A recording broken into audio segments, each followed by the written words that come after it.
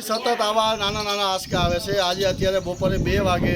જોરદાર આંચકો એના મકાનમાં ઈજા થઈ છે। મકાનના રવેશમાં ગાબડા પડ્યા છે, તૂટી ગયા છે અને અત્યારે અમારા બાળકો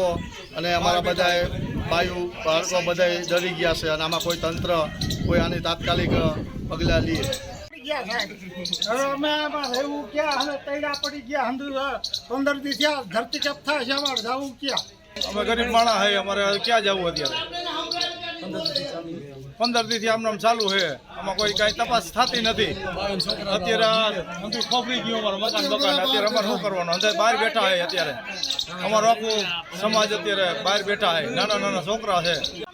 આવે છે વારે તો અમે નાના નાના છોકરાઓ લઈને ક્યાં જઈએ અને અમને બહુ બીક લાગે છે વારે ઘડીએ કલાકવાર થાય ને આંચકા આવે છે છેલ્લા 1 મહિનાથી તો દરરોજ આવે છે અને 15 દિવસ થયા તો વધારે આવે છે।